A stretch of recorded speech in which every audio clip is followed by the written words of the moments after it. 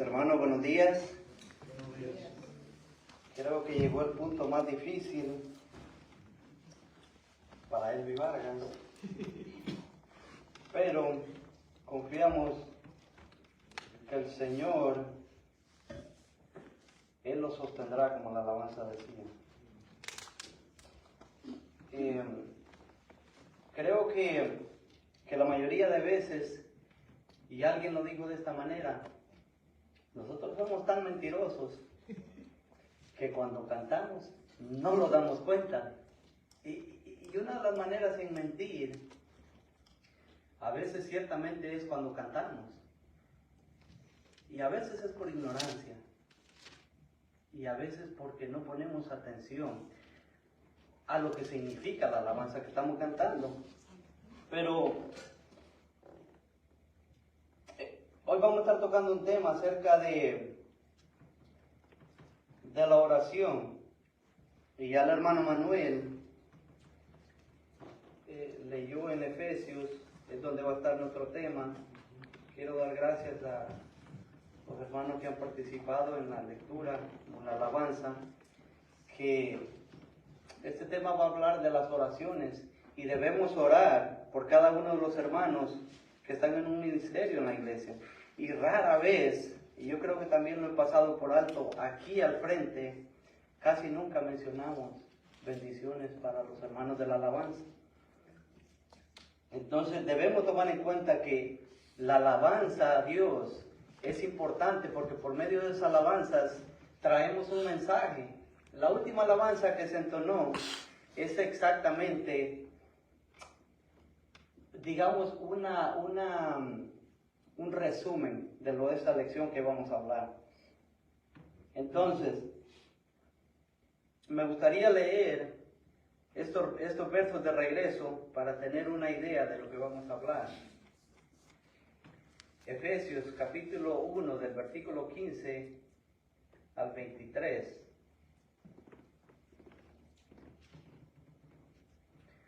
Dice así: por esta razón también yo, habiendo oído de la fe en el Señor Jesús que hay entre ustedes y de su amor por todos los santos, no ceso de dar gracias por ustedes, mencionándolos en mis oraciones. Pido a Dios de nuestro Señor Jesucristo, el Padre de gloria, les dé espíritu de sabiduría y de revelación, en un mejor conocimiento de Él. Mi oración es que los ojos de su corazón sean iluminados para que sepan cuáles son las riquezas de la gloria de su herencia en los santos y cuál es la extraordinaria grandeza de su poder para con nosotros los que creemos, conforme a la eficacia de la fuerza de su poder.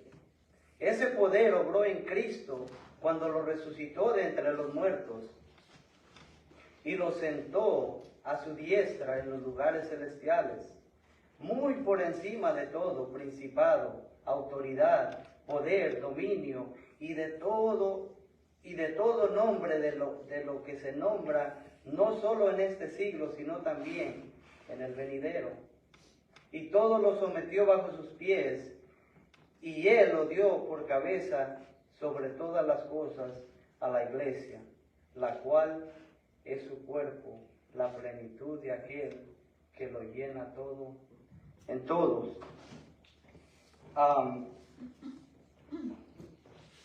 Quisiera empezar diciendo, para introducir nuestro tema, alguien podría ver el reflejo de una persona solo por el mero hecho de escuchar las oraciones que hace. Y aquí podemos ver en estos textos la oración de Pablo. Pablo es muy específico en sus oraciones, por lo que él pide y en la manera en cómo se dirige a Dios. Y ve que a veces nosotros podemos ver muchos cristianos, y cuando esos cristianos oran, pueden pedir muchas cosas, por ejemplo, como salud física, bendiciones materiales, como también espirituales. Piden por sus familiares, amigos, otras personas que sean prósperas. Y mire esto, que esto que voy a decir es cierto, pero a veces no nos damos cuenta. Hay algunos que se atreven a decretar y a reclamar. Otros incluso se quejan por oraciones no contestadas. Pero los cristianos verdaderos oran. Y los cristianos son llamados a orar. Los cristianos debemos orar.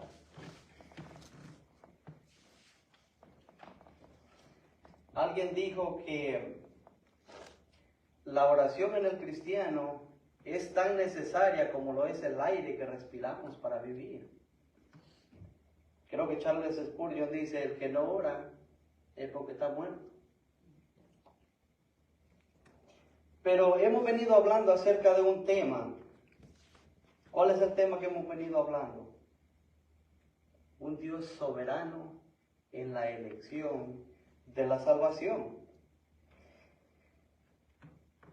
Pero, ¿cómo se relaciona esto de la oración con un Dios soberano que según Él, libre e inalterablemente decretó todo lo que acontece desde antes de la fundación del mundo? Ahí está el punto. Él lo escogió antes de la fundación del mundo.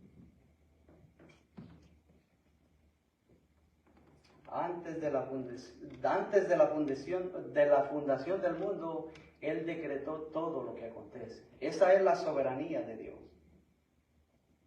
Es decir, todo lo que sucede es porque Dios decretó que así fuese, y no hay nadie que pueda frustrar o estorbar para que no suceda de esa manera. Y voy a dar unos ejemplos aquí acerca de personas que creyeron que eran soberanos. Bueno, al menos uno. En una parte de Daniel, no tienen que buscarlo, solo lo voy a leer aquí. Daniel capítulo 4, verso 34 dice, pero al final de los días, aquí se refiere a lo que había pasado con, digamos, por él, por creerse que él era el soberano y no Dios.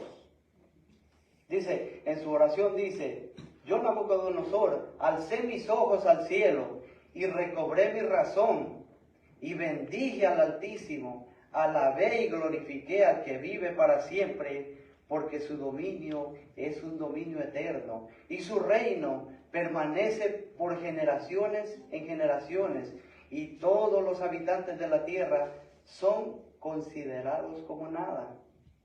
Más él actúa conforme a su voluntad en el ejército de los cielos y entre los habitantes de la tierra. Nadie puede detener su mano ni decirle, ¿qué haces? Pero el tema que vamos a tratar es acerca de la oración de Pablo por los efesios, por las bendiciones y lo que él pide para los efesios. Pero vamos a ver un ejemplo más donde podemos ver la soberanía de Dios y la responsabilidad del hombre. No tiene que buscarlo tampoco, yo lo voy a leer. Y este lo encontramos en Éxodo. Éxodo 32. Bueno, lo voy a leer de acá mejor. Dice así. Solo voy a dar como un ejemplo de lo que dice ahí. Éxodo 32. El versículo 1 de Éxodo 32 dice, cuando el pueblo vio que Moisés tardaba en bajar del monte, la gente se congregó alrededor de Aarón y le dijeron, levántate, haznos un Dios que vaya delante de nosotros, porque a este Moisés no sabemos qué le haya acontecido. Y mire que Aarón obedeció a lo que ellos dijeron. Esto se refiere, hermanos, a cuando Moisés subió al monte Sinaí para recibir las tablas de la ley, los 10 mandamientos para el pueblo. El pueblo se desesperó al ver que él no bajaba. fueron con Aarón y le propusieron un plan B. Creo que la mayoría de veces podemos ver el contraste de un plan A a un plan B, pero Dios no tiene un plan B. Dios solamente tiene un plan A. Al ver después el pecado del pueblo y de la desobediencia de ellos, Dios habla a Moisés. En el versículo 5 le dice, 7, le dice, entonces el Señor habló a Moisés y le dice a Moisés, desciende pronto, porque este tu pueblo, le dice, que sacaste de la tierra de Egipto, se ha corrompido. Bien pronto se ha desviado del camino que yo les mandé. Se desesperaron. Y en el versículo 9, el Señor dijo además a Moisés, he visto a este pueblo, y ciertamente es un pueblo terco. Pero más adelante dice en el verso 10, y mire cómo dice el versículo 10, dice el Señor, ahora pues, déjame para que se encienda mi ira contra ellos y los consuma. Dios pidiéndole permiso a Moisés para actuar. Y esto es como una paradoja, hermano, porque no que Dios es un Dios soberano que hace lo que Él quiere, donde Él quiere y como Él quiera.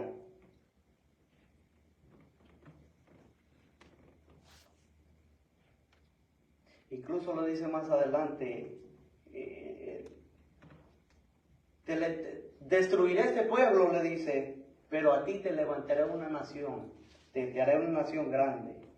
Y aquí es donde entra el tema, porque ¿qué hace Moisés ante esta oferta?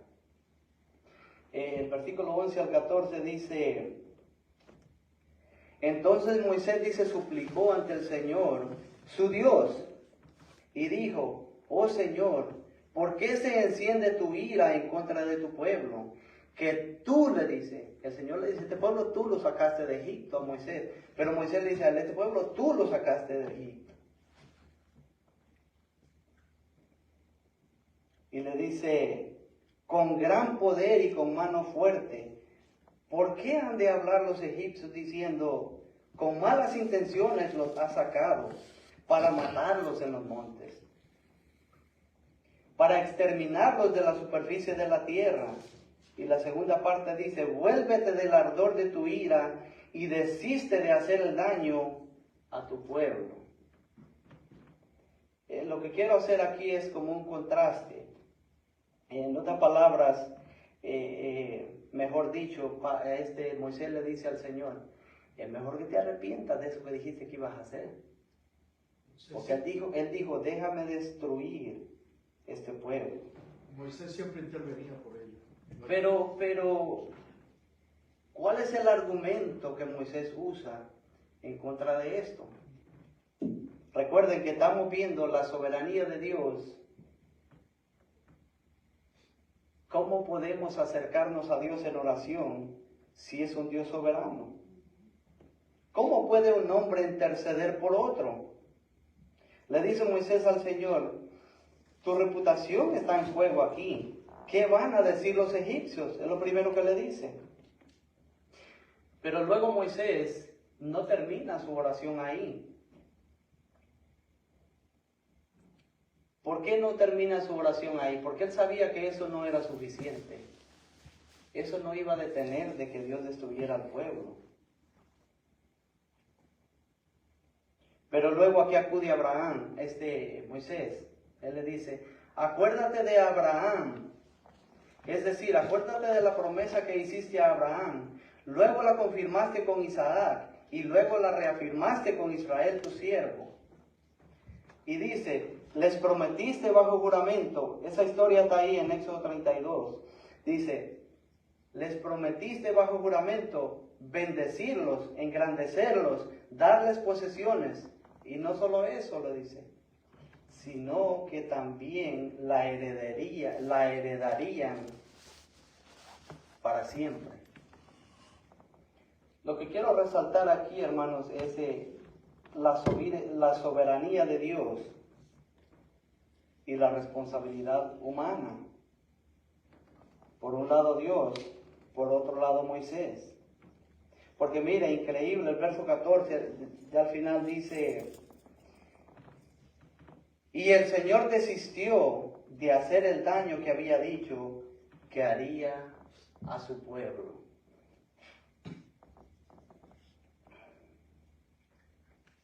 Y aquí viene una pregunta, yo dije que iban a haber preguntas.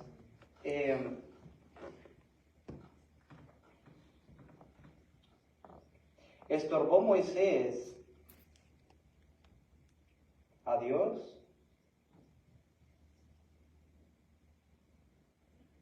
Yo creo que Moisés no estorbó ni cambió el decreto de Dios. Moisés lo único que hizo fue recordarle a Dios o decirle a Dios dónde y a quién él había hecho estas promesas bajo juramento. Él sabía que Dios lo amaba. Él juró por él mismo que bendeciría a este pueblo. ¿Qué es lo que vemos aquí? Tanto la soberanía de Dios como la responsabilidad del hombre son ciertísimas. Y como dije antes, el que parezca paradójico, el hombre es responsable, Dios es soberano. Nosotros somos responsables, Dios es soberano. Pero ¿cómo se unen estas dos cosas? Otra pregunta. Yo no puedo explicar eso, cómo eso se une. En realidad, como el pastor decía anteriormente, la Trinidad no se puede explicar, pero está ahí, dijo, es algo similar. Así como Moisés, mire, aquí empezamos nuestro estudio, así como Moisés actuó basado en la promesa de Dios de bendecir a su pueblo por el pacto, así también Pablo se ha aferrado a la promesa que hay para aquellos que están en Cristo.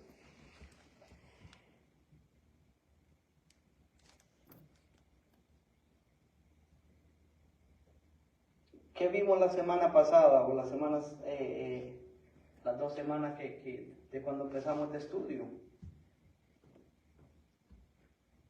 Creo que del versículo 1 al 2 el pastor nos enseñaba acerca del saludo de Pablo. Pablo se presenta y se dirige hacia los efesios y los saluda. Luego vimos en el segundo mensaje, el domingo pasado, por nuestro hermano pastor Juan Carlos Ceballos, él decía llenos de bendiciones. El tema en la Biblia aparece alabanza a Dios por las bendiciones en Cristo. Todavía no he llegado donde vamos a empezar el mensaje. Esto es como solamente abriendo un poquito de idea, pero lo que viene después es corto, no vamos a tardar mucho ahí. Ya solo me quedan 15 minutos o 10 minutos. Entonces prácticamente lo voy a leer para que no se me haga tan largo. Y recuerda alguno de ustedes cómo terminaba la frase de lo que el pastor decía. Bueno, al principio él decía, elegidos por el Padre. Segundo, redimidos por el Hijo.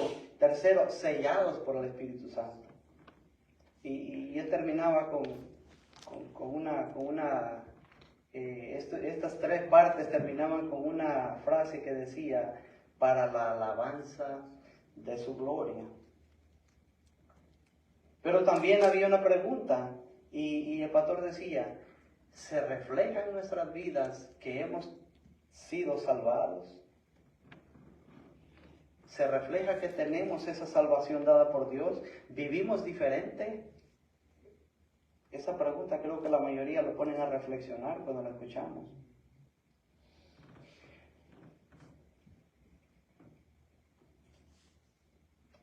Y aquí es donde entramos en nuestro tema, el cual va a tener un poco menos de tiempo, pero voy a tratar de leerlo para ver si lo alcanzo a leer todo. ¿Qué encontramos en este texto del 15 al 23? Describe la oración de Pablo por la iglesia en Éfeso, con los cristianos, de donde pide que Dios les conceda sabiduría y revelación para entender y conocer mejor a Cristo. Eso es prácticamente lo que dice esta parte. Pero luego enfatiza el poder de Dios que se manifestó en la resurrección y exaltación de Cristo, y cómo este poder se extiende a la iglesia, que es el cuerpo de Cristo. En el versículo 15 al 17 expresa su agradecimiento a Dios por la fe, el amor de los efesios, lo que hablábamos esta mañana.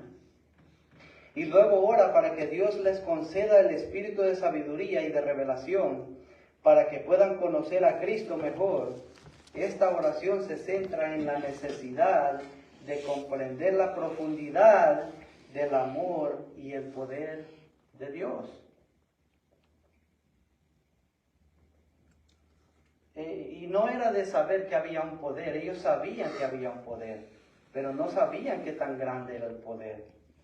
Por eso Pablo va a pedir en oración por ellos, para que ellos conozcan la grandeza, la tan gran bendición que tienen desde antes de la fundación del mundo en Cristo. Porque luego el versículo 18 al 19, entonces dice, para que sepan, dice, cuál es la esperanza de su llamamiento, cuáles son las riquezas de la gloria de su herencia en los santos y la grandeza de su poder para nosotros los que creemos. ¿Según qué? Según el poderoso efecto de su gracia. Si recordamos un poco acerca del mensaje pasado, el pastor decía, tenemos un pedacito de cielo ya aquí y ahora. El Señor nos ha bendecido de tal manera que podemos disfrutar, aún estando aquí ya, esas bendiciones. Pero, ¿qué aplicación podríamos sacar? Si Dios nos eligió, nos predestinó, pagó por nuestros pecados, nos liberó, y luego en el versículo 2 va a decir, 22 va a decir, en el capítulo 2, perdón, va a decir la condición en que nosotros estábamos cuando iniciamos el siguiente tema. Dice la condición en la que nosotros estábamos, al igual que estos creyentes. Y eso, mis hermanos, en la cual todos nosotros, o algunos de nosotros estuvimos en otro tiempo. Y aquí viene quise hacer como una aplicación. Y esto creo que nos debe de llevar a considerar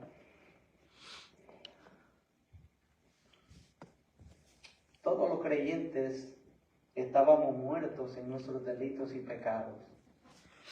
No había ninguno que estuviera vivo. Y todos los creyentes que están vivos y viven para Dios solamente por el hecho de que Dios ha hecho en Cristo Jesús. Dios les dio vida y los bendijo desde antes de la fundación del mundo.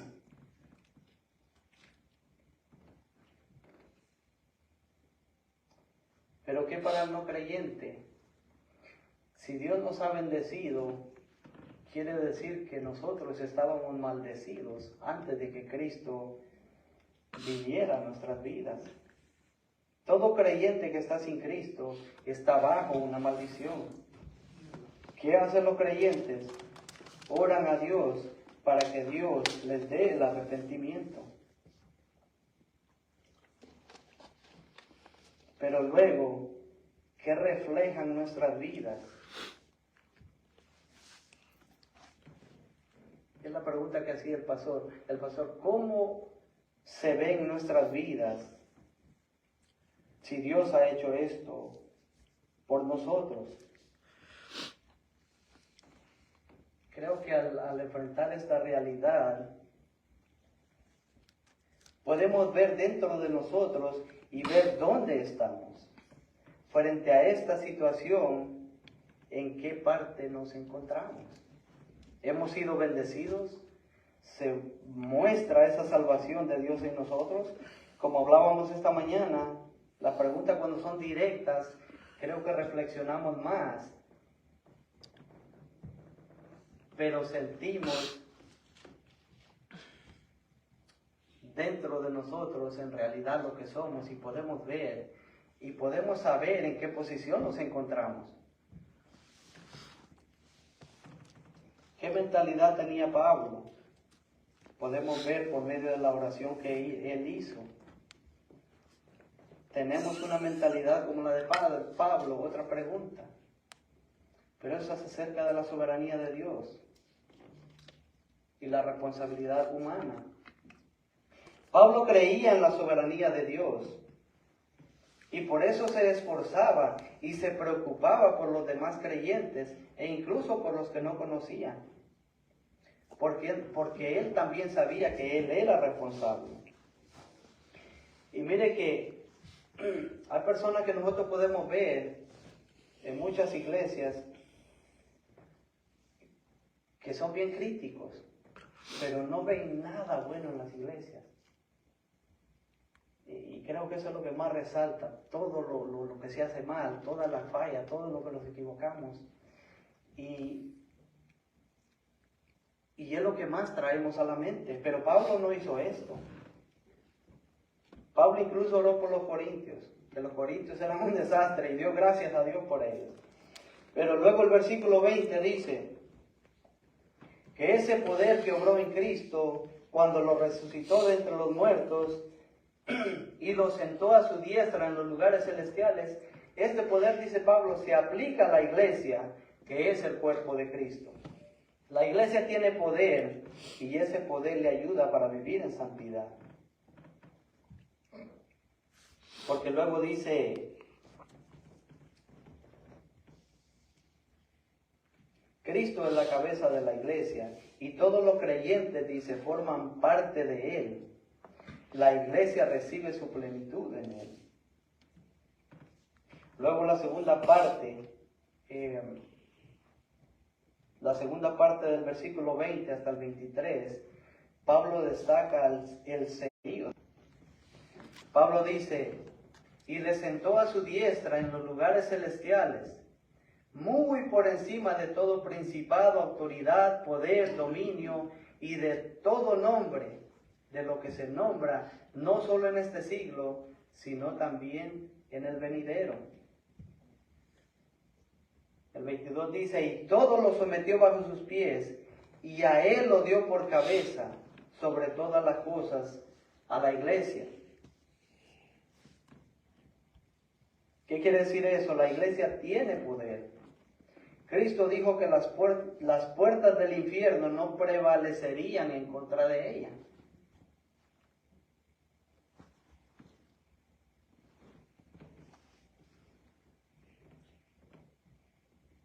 El 23 dice, la cual es su cuerpo, la plenitud de aquel que lo llena todo en todo. El señorío de Cristo.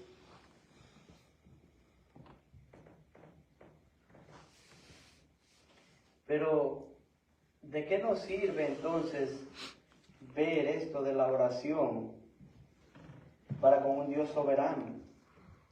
Los creyentes son responsables. Y los creyentes somos animados al saber que hemos sido bendecidos y debemos orar por otros o por todos los demás para que Dios les conceda el conocerle y conocer el gran poder y las grandezas de las bendiciones en Cristo.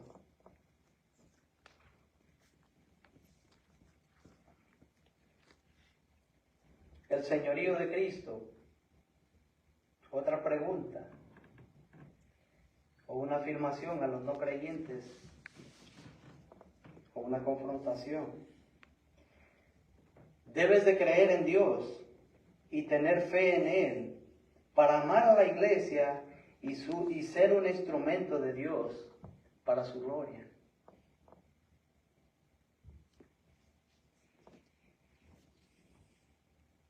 ¿O qué pasará?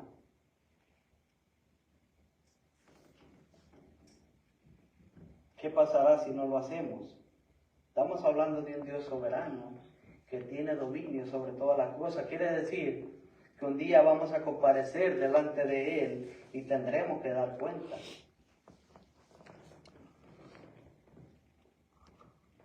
Creo que este es uno de los mensajes y me recuerda porque, no sé, pero coincidencia, el mensaje que me tocó dar la semana o la vez pasada acerca de Gálatas tenía que ver con la oración.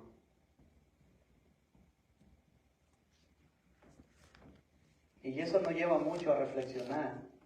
Si oramos, cómo vivimos, cuáles son nuestras oraciones, qué es lo que pedimos.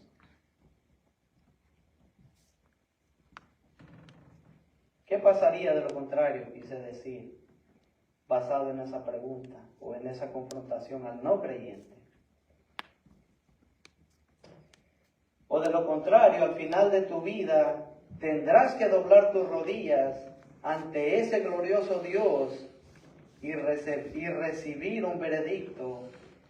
Apartaos de mí, malditos al fuego eterno, preparado para el diablo y sus ángeles. Un veredicto terrible.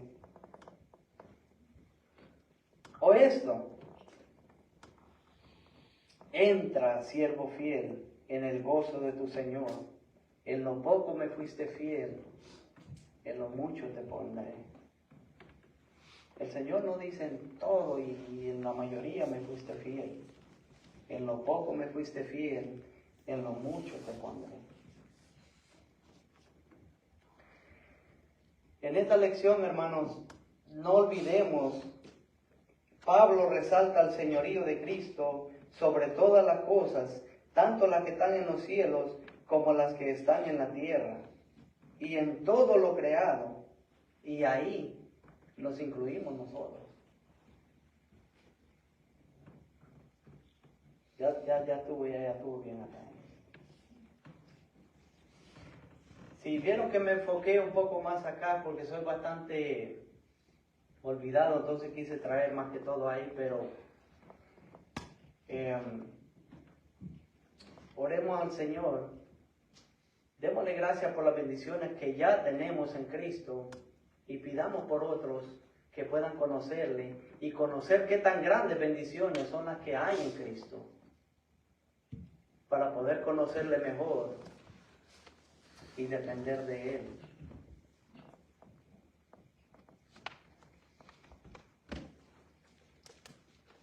Y creo que sí, ya no me da tiempo para más, pero yo doy gracias por mis hermanos pastores y gracias por cada uno de ustedes y gracias por cada uno de los hermanos que están en algún ministerio e incluso los hermanos que empiezan, porque Dios está orando en sus vidas. Y aquí ha habido un poco de cambio, sabemos que va a haber más cambio. El punto aquí no sería hacer todo perfectamente, como un predicador lo decía antes. Él decía, si yo quiero imitar al Señor, no significa que voy a hacer todo perfectamente, pero sí lo voy a hacer con un sentido de que yo quisiera hacerlo perfecto para el Señor. Dice, no perfectamente, pero sí con sinceridad. Y él ponía un ejemplo, de, ustedes se han fijado, decía, un niño, bueno, fíjense en un hombre primero grande, alto, caminando en la nieve, decía. Y luego un hijo chiquitito queriendo imitar a su papá. El Paul Washer le da ese ejemplo y dice, el niño no marca acabar los pasos donde va su papá, pero se ve que el niño va tratando de hacerlo. Él sinceramente quiere imitar a su papá. Pero aunque los pasos no los puede dar a la misma medida, él lo hace sinceramente. Vamos a orar y pedirle a Dios que nos dé su gracia para conocerle, conocer las bendiciones y adorarle por lo que Él es. Padre, te damos gracias en este día. Bendecimos este tiempo, Señor. Perdona todos nuestros pecados, Señor, todas nuestras faltas. Nos quedamos cortos, Señor, cuando queremos hablar acerca de este tema. de la soberanía y del dominio tuyo sobre todas las cosas, como también la responsabilidad del hombre, Señor, la responsabilidad de cada uno de nosotros de acercarnos a ti y glorificar tu nombre con nuestras vidas.